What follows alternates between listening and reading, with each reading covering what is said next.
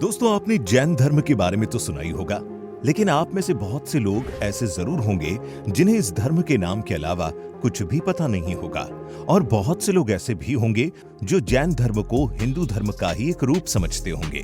अगर हाँ, तो ऐसे सभी लोग इस वीडियो को अपना एक लाइक जरूर दें। और वो इसलिए क्योंकि आज की इस वीडियो में हम आपको बताने जा रहे हैं आखिर जैन धर्म है क्या, ये धर्म कब शुरू हुआ, इसे किसने शुरू किया, वो क्या परिस्थितियां थी जब इसकी उत्पत्ति हुई, इसमें कौन कौन से नियम हैं। ऐसे सभी सवालों के जवाब आज आपको इस वीडियो के माध्यम से मिलने वाले हैं। तो चलिए शुरू करते हैं, और हाँ, वीडियो को अंत तक जरूर देखें। दोस्तों, जैन धर्म केवल भारत ही नहीं, विश्व के प्रमुख धर्मों में भी गिना जाता है।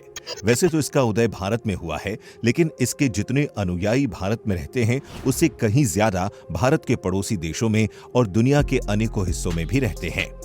माना जाता है कि इसकी शुरुआत महावीर स्वामी के द्वारा की गई थी, लेकिन ये सच नहीं है, क्योंकि जैन धर्म की शुरुआत प्रथम तीर्थकर भगवान श्री ऋषभ देव द्वारा हुई थी, जबकि महावीर स्वामी जैन धर्म के 24वें और आखिरी तीर्थकर थे।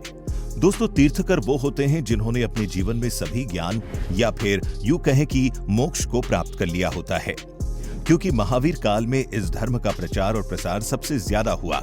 यही वजह है कि आज अधिकतर लोग भगवान महावीर को ही जैन धर्म का संस्थापक मानते हैं। भगवान महावीर जैसे जैसे मानव को मानवता का पाठ पढ़ाते गए, वैसे वैसे जैन धर्म का प्रचार होता चला गया।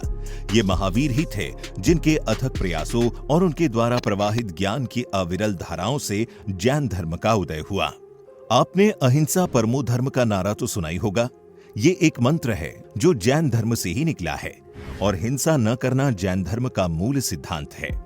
आपको जानकर हैरानी होगी कि इंसान और जानवर तो दूर की बात, ये धर्म आंख से ना दिखने वाले जीवों को भी मारने का सपोर्ट नहीं करता, बल्कि इसकी नजर में ये भी एक पाप है। यही वजह है कि जैन धर्म के ज्यादातर अनुयायी आलू, गाजर, मूली, प्याज, लहसुन, अदरक, अरवी, शकरकंद जैसी चीजों को हाथ तक नहीं लगाते, और वो सिर्फ इसलिए क्योंकि ये सभी चीजें जमीन के अंदर से निकलती है, और जैन धर्म के अनुसार ये सभी चीजें एक इंद्रिय जीव कहलाते हैं जिन्हें मारना पाप है। खैर, टॉपिक पर वापस आते हैं और जानते हैं कि अपने उदय के बाद जैन धर्म आगे कैसे पहुंचा।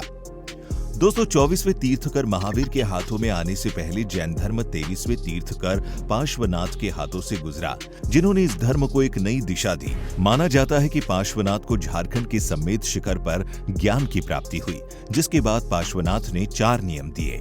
इन्हें चतुरायण धर्म भी कहा जाता है, जिसे आप जैन धर्म का पुराना नाम भी कह सकते हैं। पार्श्वनाथ ने कुरीतियों से अलग हटकर ये कहा कि कभी हिंसा न करना, हमेशा सच बोलना, चोरी ना करना और संपत्ति न रखना।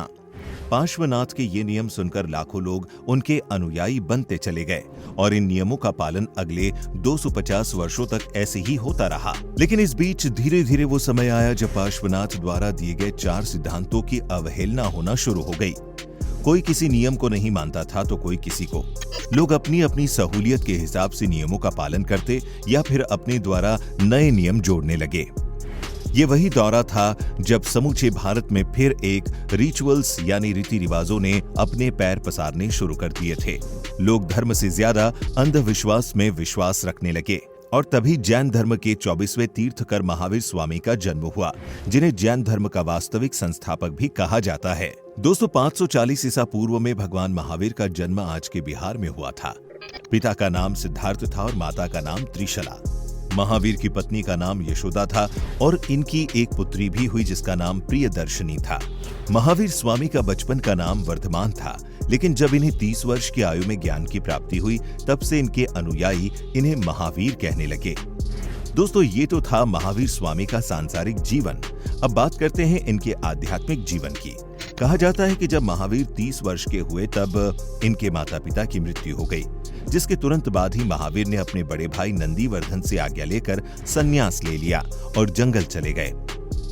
वहां 12 वर्षों की कठिन तपस्या करने के बाद महावीर को रिजुपालिका नदी के किनारे और साल के पेड़ के नीचे ज्ञान की प्राप्ति हुई। ये वही जगह है जो आज बिहार स्थित जैन धर्म के सबसे पूजनीय स्थलों में से एक है। ज्ञान प्राप्ति के बाद महावीर अपने अनुयायियों के साथ उपदेश पर निकल गए, और इन्होंने अपना पहला उपदेश राजगीर में दिया। महावीर ने अपने उपदेश में 5 नियम दिए, जो पार्श्वनाथ द्वारा दिए 4 नियमों में एक नियम की वृद्धि थी। महावीर ने एक नियम और जोड़ा और बताया कि जैन धर्म के अनुयायियों को 5वां नियम यानी ब्रह्मचर्य भी अपनाना है और वो जीवन के किसी भी समय में हो सकता है। इसे अगर आप आज के परिप्रेक्ष्य में देखें तो आपको समझ आएगा कि जैन ही वो इकलौता धर्म है जहां बूढ़े तो बूढ़े, छोटी उम्र के बच्चे भी ब्रह्मचर्य अपनाते हैं, जिसके बाद ये दुनिया के सभी मोह से बहुत दूर निकल जाते हैं। ये वही उपदेश है जिसे महावीर ने दिया था। केवल यही नहीं, महावीर स्वामी ने इसके अलावा कुछ अन्य टीचिंग्स भी दी है, जिन्हें जैन धर्म ही नहीं कई अन्य धर्म भी मानते हैं। जैसे कि जैन धर्म में ईश्वर की कोई मान्यता नहीं है, यहाँ आत्मा की मान्यता है। महावीर स्वामी ने मूर्ति पूजा और कर्मकांड करने के लिए साफ साफ शब्दों में मना किया, जिसे उनके अनुयायी आज भी फॉलो करते हैं। महावीर स्वामी ने पुनर्जन्म पर विश्वास करने को कहा है, जिसका कारण है आत्मा जो कभी नहीं मरती। इन्हीं उपदेशों के साथ महावीर स्वामी जब 72 वर्ष के हुए, तब साल 468 पूर्व में बिहार की धरती पर उन्होंने अपनी आखिरी सांस ली और इस दुनिया को जैन धर्म सौंपकर चले गए।